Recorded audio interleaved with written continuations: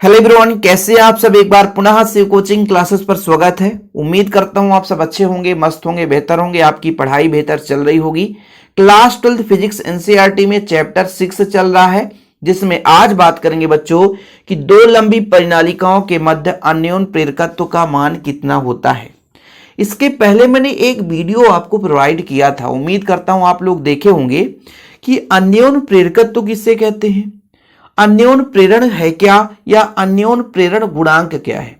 उम्मीद करता हूं कि आप लोग देखे होंगे, क्योंकि बच्चों हर एक थ्योरम एक दूसरे से जुड़ा हुआ रहता है। यदि आपसे अन्योन्य प्रेरकत्व ही नहीं पता तो फिर आपसे ये बनेगा ही नहीं, इसलिए उम्मीद करता हूं उसे आप देख लिए होंगे। तो चलिए शुरू करते हैं। थोड़ा सा यहां पे समझते हैं कि हमारे पास दो परिनालिका बच्चों S1 और S2, इसमें कई सारे फेरे हैं। आप लोगों ने पढ़ा था कि मान लीजिए हमारे पास दो कुंडली है। अभी थोड़ा सा समझिएगा, अभी परिनालिका बात अलग करिए, कुंडली की बात करते हैं। हमारे पास दो कुंडली है। जब हम पहले कुंडली में धारा प्रवाहित करते हैं तो द्वितीय कुंडली में प्रेरित धारा उत्पन्न होती है। तो यह परिघटना अन्योन्य प्रेरण कहलाता है। कि पहले कुंडली में, जैसे मान लीजिए इसे को मानकर चलते हैं कि पहले परिनालिका में धारा प्रवाहित करें तो इसके प्रभाव से दूसरे परिनालिका में जो चालक तार हैं, ये जो आपके एन फेरे वाले चालक तार हैं बच्चों, इनमें चुंबकीय फ्लक्स में परिवर्तन हो, फलस्वरूप एक प्रेरित धारा उत्पन्न हो जाए, यह परिघटना आपका अन्योन्य प्रेरण कहलाता है। समझिएगा, एक एक पॉइंट समझिएगा। जैसे हमारे पास एक चालक तार है, ठीक है, और उस चालक तार में धारा प्रवाहित करते हैं तो उससे एक चुंबकीय क्षेत्र जनरेट होता बच्चों। जैसे हम इसमें I1 धारा प्रवाहित कर दें, पहला परिनालिका है, इसमें I1 धारा प्रवाहित कर दें तो इससे चुंबकीय क्षेत्र जनरेट होता है। जब चुंबकीय क्षेत्र जनरेट होगा तो इस चुंबकीय क्षेत्र के कारण चुंबकीय क्षेत्र रेखाएं होती है। तो चुंबकीय क्षेत्र रेखाएं दूसरे परिनालिका के चालक तार में से होकर जाएगा। अब जब उसमें से चुंबकीय क्षेत्र रेखाओं की संख्या में परिवर्तन होगी, फलस्वरूप एक उसमें प्रेरित विद्युत वाहक बल उत्पन्न हो जाएगा और एक प्रेरित धारा बहने लग जाएगी। ठीक है, लेकिन ये कब होगा? जब धारा के मान में परिवर्तन करेंगे। क्यों? क्योंकि जब किसी भी चालक तार में धारा प्रवाहित किया जाता है तो उसके चारों ओर चुंबकीय क्षेत्र जनरेट होता है, और जैसे ही बच्चों धारा के मान में परिवर्तन होगा तो चुंबकीय क्षेत्र में परिवर्तन होगा, और जब तक धारा के मान में परिवर्तन नहीं होगा तब तक चुंबकीय क्षेत्र में परिवर्तन नहीं हो सकता है। और भाई चुंबकीय क्षेत्र में यदि परिवर्तन नहीं हुआ तो चुंबकीय फ्लक्स में परिवर्तन नहीं होगा, क्योंकि भाई साहब चुंबकीय फ्लक्स में यदि परिवर्तन नहीं हुआ तो धारा उत्पन्न नहीं होगी, क्योंकि फैराडे साहब ने बताया था, ठीक है भाई, कि भाई साहब जितना हम धारा प्रवाहित करेंगे उतना ही हमारा चुंबकीय फ्लक्स में लगातार क्या होगा? परिवर्तन होगा। तो धारा के मान में परिवर्तन से ही चुंबकीय फ्लक्स में परिवर्तन होगा, फलस्वरूप एक प्रेरित धारा बहने लगेगी। यानी कहने का मतलब ये सारा कहानी इसलिए बताता हूं क्योंकि जब हम पहले कुंडली में धारा प्रवाहित करेंगे, ठीक है, इसके कारण चुंबकीय क्षेत्र उत्पन्न होगा और इसी के कारण द्वितीय कुंडली में चुंबकीय फ्लक्स के मान में परिवर्तन होगी। पहले कुंडली के कारण दूसरे में होगी और दूसरे में एक प्रेरित धारा उत्पन्न होगा, और जब हम दूसरे कुंडली में धारा प्रवाहित करेंगे तो पहले कुंडली में प्रेरित धारा उत्पन्न हो जाएगी। ठीक है बच्चों, अब इसका मान किन किन चीजों पर डिपेंड करता है। जैसे हम किसी कुंडली के लिए अन्योन्य प्रेरकत्व का मान निकालें, या किसी परिनालिका के लिए, यहां पर परिनालिका है तो परिनालिका शब्द यूज करेंगे। इसमें हालांकि परिनालिका के अंदर भी चालक तार की कुंडली है, सिंपल है। हम ये कह रहे हैं कि मान लीजिए जब हम पहले में धारा प्रवाहित करें तो दूसरे में क्या होगा? चुंबकीय फ्लक्स के मान में परिवर्तन होगा, ठीक है, प्रेरित धारा उत्पन्न होगी। तो इसका जो मान है वो डिपेंड करेगा कि कितने फेरे हैं द्वितीय कुंडली में। द्वितीय कुंडली में 2-2 कर रहे हैं क्योंकि द्वितीय कुंडली की बात की जा रही है, और किस धारा के कारण उसमें चुंबकीय फ्लक्स उत्पन्न हो रहा है। ये चीज है बच्चों, मतलब हमें दो परिनालिका के बीच अन्योन्य प्रेरकत्व यदि निकालना है तो हमें क्या निकालना पड़ेगा? फ्लक्स बंधता, यानी टोटल उस परिनालिका से कितना चुंबकीय फ्लक्स गुजर रहा है।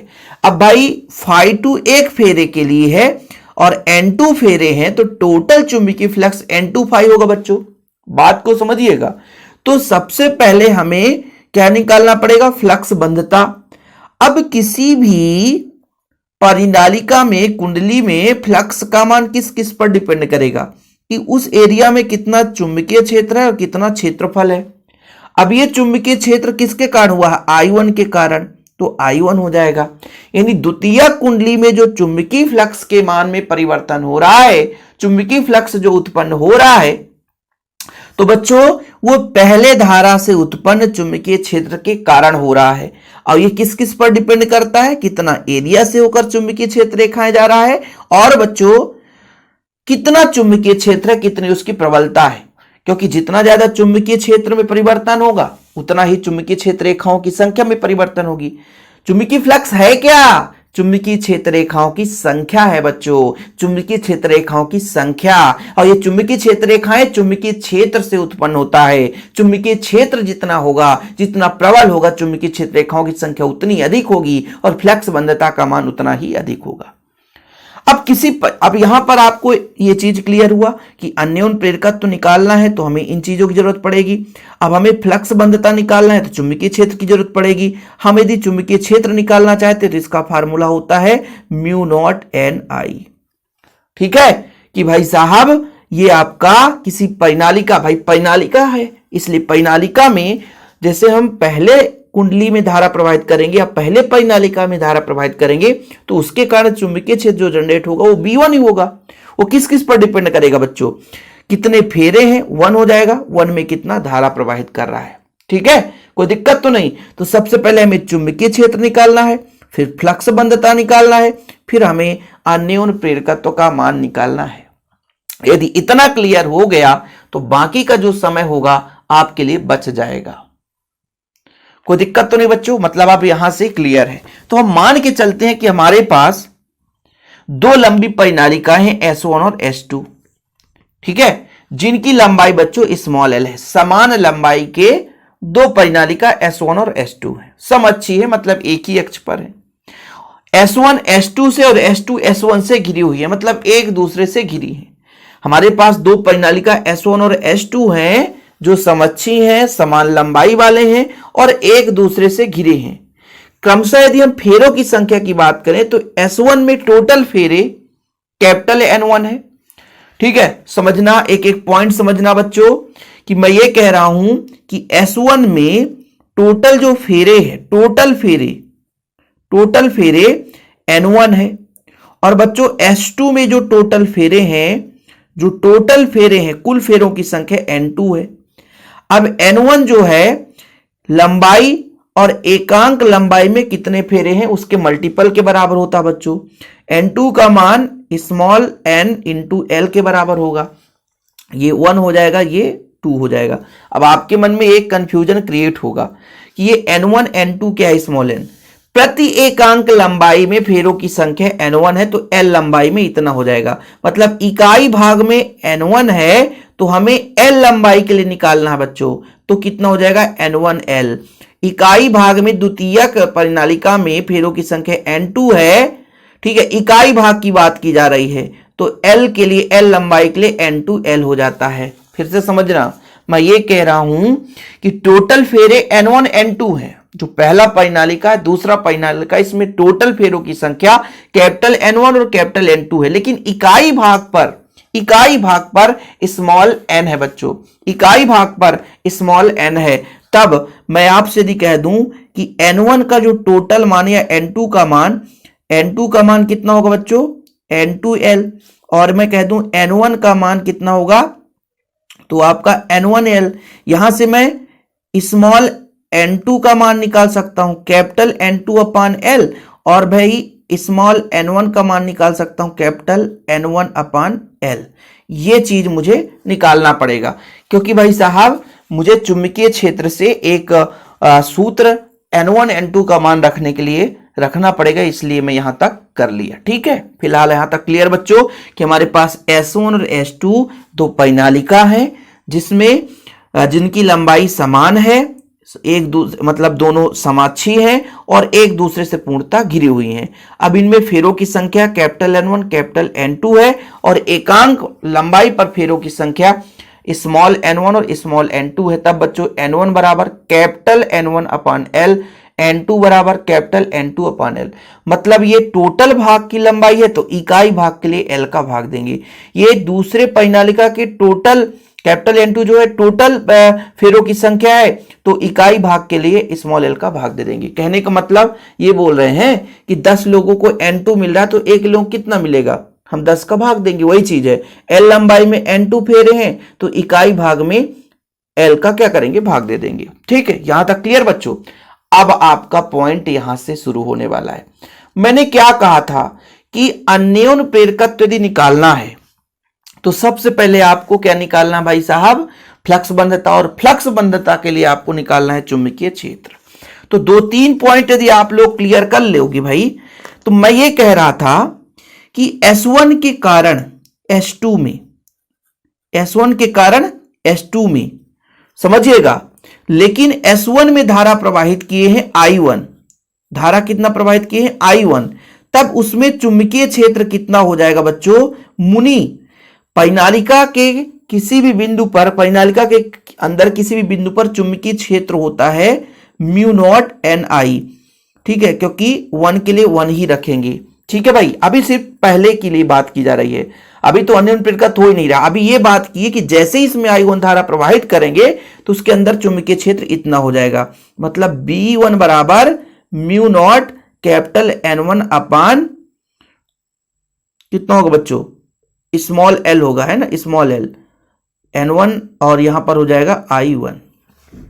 ठीक है, यहां तक क्लियर है। ये चीज आ गया बच्चों, मतलब इसको थोड़ा मॉडिफाई कर दूं, डिस्टर्ब लग रहा मुझे, N1 अपान L हो जाएगा और इंटू I1 हो जाएगा। ये है क्या, ये B1 है।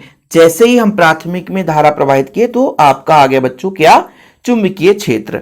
अब इस चुंबकीय क्षेत्र के कारण द्वितीयक कुंडली में जो चुंबकीय फ्लक्स होगा वो φ2 होगा। क्यों, क्योंकि द्वितीयक कुंडली में फ्लक्स होगा, और द्वितीयक कुंडली में जो फ्लक्स है बच्चों वो किस किस पर डिपेंड करेगा, एक तो डिपेंड करेगा B1 पर, यानी कितना चुंबकीय क्षेत्र है और कितने क्षेत्रफल से होकर जा रहा है। तो इसका जब वैल्यू पुट करेंगे बच्चों, इसका वैल्यू पुट करेंगे तो B1 का मान कितना आया है, म्यू नॉट N1 अपान L फिर I1 इंटू A। ठीक है बच्चों, यहां तक क्लियर है। बस ज्यादा है ही नहीं यार, 2-3 लाइन का खेल होता है और कुछ भी नहीं होता है। अब मैंने कहा कि मुझे बच्चों निकालना है अन्योन्य प्रेरकत्व पहले के कारण दूसरे पर, पहले के कारण दूसरे पर, तो भाई दूसरे पर कितना फ्लक्स बंधता है और पहले में कितना धारा प्रवाहित हो रही है, बस। अब कहोगे सर इतना सरल है, बिल्कुल हाँ भाई। देखो यहां पर N2 बटा I1 कर दिया आपने, φ2 का मान कितना है, mu naught N1 upon L I1 A हो गया।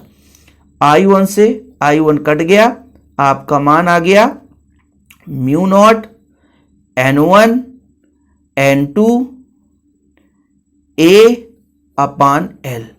ये आ गया पहले के कारण दूसरे पर अन्योन्य प्रेरकत्व। इसीलिए तो कहता हूं जब आपसे एक एक पॉइंट क्लियर रहता है तो आसानी से बनता है, कुछ है नहीं कि मैंने कहा पहले कुंडली में धारा प्रवाहित किया, पहले परिनालिका में I1 धारा प्रवाहित किया तो उसके अंदर चुंबकीय क्षेत्र निकाल लिया, चुंबकीय क्षेत्र पता है तो फ्लक्स बंधता निकाल लिया, कितना फ्लक्स होता है उसके चुंबकीय क्षेत्र और क्षेत्रफल पर डिपेंड करता है, B1 का मान रख दिया। फिर भाई मैंने ये कहा कि पहले के कारण दूसरे पर निकालना है तो N2 φ2 अपान I1 हो गया, वैल्यू पुट कर दिया, I1 से I1 कट गया बच्चों, जो वैल्यू आ गया इसको मैंने यहां पे रख दिया। ठीक है, अब हम इसके अपोजिट लेकर चलेंगे, इसके अपोजिट लेकर चलेंगे। थोड़ा सा यदि कोई समझेगा तो कोई भी थ्योरम कठिन नहीं होता, यूं आसानी से बन जाता है बच्चों। ठीक है, चलिए बात करते हैं द्वितीयक कुंडली में। हमने ये कहा कि भाई ये पहले वाला कहानी खत्म, कि अब हम S2 में धारा प्रवाहित करेंगे, किसमें, S2 में I2। जब I2 धारा प्रवाहित करेंगे तो भाई साहब जो चुंबकीय फ्लक्स किसमें परिवर्तन होगा, S1 में होगा। अब जैसे ही S2 में यानी दूसरे कुंडली में यानी दूसरे परिनालिका में धारा प्रवाहित करेंगे तो उसमें चुंबकीय क्षेत्र दूसरे परिनालिका के कारण हो जाएगा म्यू नॉट N2 I2, और N2 का मान आपने पहले ही याद कर लिया है, ये हो जाता है। ठीक है बच्चों, ये निकल कर आ गया चुंबकीय क्षेत्र। इसके बाद हमको निकालना पड़ता है कि दूसरे कुंडली में जो हमने धारा प्रवाहित किया, कुंडली बार बार आ जाता है, दूसरे परिनालिका में जो हमने धारा प्रवाहित किया बच्चों, दूसरे परिनालिका में धारा प्रवाहित किया, तो पहले परिनालिका में चुंबकीय फ्लक्स होगा, वो दूसरे चुंबकीय क्षेत्र के कारण होगा। भाई चुंबकीय क्षेत्र किसके कारण परिवर्तन हो रहा है? दूसरे परिनालिका के कारण ना। ठीक है, तो ये हमारा B2 का मान कितना हो जाएगा? म्यू नॉट N2 अपान L I2, और A है बच्चों तो A हो गया। ये आ गया चुंबकीय फ्लक्स। लेकिन इतने में से तो काम होना नहीं है, हमें निकालना क्या है? हमें निकालना है अन्योन प्रेरकत्व, दूसरे के कारण पहले पर, दूसरे के कारण पहले पर। तो किस किस पहले पर निकालना है ना, तो पहले पर फ्लक्स बंधता कितना हो रहा है? ठीक है, किसके कारण? I2 धारा के कारण, यानी द्वितीयक परिनालिका में जो हमने धारा प्रवाहित किया है उसके कारण। ठीक है, अब बच्चों वैल्यू पुट कर दो, आपका N1 बटा I2 है, और यहां पर φ1 का मान कितना है? Mu naught N2 I2 A upon L। अब देखो बच्चों कितना हो जाएगा? I2 से I2 काट दो, म्यू नॉट N1 N2, ठीक है, फिर कितना हो जाएगा बच्चों? A अपान L M, ठीक, 1 2, यानी दूसरे के कारण पहले पर। अब दोनों में थोड़ा देखो क्या क्या डिफरेंस है। ये आप समीकरण इसको और इसको दो, ये दोनों हमने निकाला, पहले का कारण दूसरे पर, इसमें दूसरे कारण पहले पर, दोनों समान है, दोनों समान है। देख लो भाई, दोनों क्या है? समान है। यानी पहले के कारण दूसरे पर अन्योन प्रेरकत्व या दूसरे के कारण पहले पर अन्योन प्रेरकत्व तो क्या होता है? समान होता है। देखो बच्चों, जैसे हमने दूसरे में धारा प्रवाहित किया तो दूसरे के अंदर चुंबकीय क्षेत्र होगा, N2 का मान रख दिया हमने। अब S1 के प्रत्येक फेरे से बद्ध चुंबकीय फ्लक्स, क्यों? क्योंकि दूसरे में हमने धारा प्रवाहित किया है, दूसरे कारण चुंबकीय क्षेत्र जनरेट हुआ है, लेकिन चुंबकीय फ्लक्स किस में परिवर्तन हो रहा है? 1 में, तो φ1 निकालेंगे, B2A हो जाएगा। फिर बच्चों यहां पे φ1 का मान आ गया, अब दूसरे कारण पहले पर अन्योन प्रेरकत्व तो निकालना है, तो ये निकल कर आ गया। वैल्यू हमने पुट कर दिया बच्चों, और वैल्यू पुट कर दे तो आ गया, खत्म कहानी। अब यहां पर आप देख लो, ये जो वैल्यू है और ये जो वैल्यू है दोनों समान है, इससे प्रूफ हो जाता है, खत्म। इसके आगे कुछ करना ही नहीं है। थ्योरम पूछा जाएगा तो इतना ही लंबा पूछा जाएगा, इससे लंबा पूछा ही नहीं जाएगा। इसकी निर्भरता कभी नहीं पूछी जाती, नहीं, बहुत ज्यादा लंबा चौड़ा हो जाता है। एग्जाम में इतना ही पूछा जाएगा बच्चों, आप इतना लिख दोगे मिल जाएगा नंबर। लास्ट में लिख देना, दो लंबी परिनालिकाओं के मध्य अन्योन प्रेरकत्व वही रहता है चाहे विद्युत धारा किसी भी परिनालिका में प्रवाहित किया जाए। दो लंबी परिनालिका था, हमने देखा कि पहले में धारा प्रवाहित किया तो दूसरे परिनालिका में जितना अन्योन प्रेरकत्व आया उतना ही सेम दूसरे परिनालिका में धारा प्रवाहित करने से पहले परिनालिका में अन्योन प्रेरकत्व का मान आया, तो दोनों सेम रहता है। इस तरीके से आप दोनों का मान है ना निकालोगे तो उतना ही वैल्यू आएगा। लास्ट में आप प्रूव कर दोगे कि दो लंबी परिनालिकाओं के मध्य अन्योन प्रेरकत्व का मान वही रहता है बच्चों, चाहे धारा हम किसी भी परिनालिका में से प्रवाहित करें। उम्मीद करता हूं वीडियो पसंद आया होगा। यदि आपको नोट्स लेना है इसका तो 100 रुपये चार्ज है। कॉन्टैक्ट नंबर है 9685299149, 9685299149। मेरा पर्सनल नंबर है बच्चों, आप इस नंबर पर जुड़ सकते हैं व्हाट्सएप में और जानकारी ले सकते हैं। लेकिन हाँ, नोट्स फ्री में अवेलेबल नहीं रहेगा, मात्र एक छोटा सा अमाउंट लगता है जिससे हमारा भी सहयोग हो सके। फिलहाल अभी के लिए इतना ही। जय हिंद, वंदे मातरम।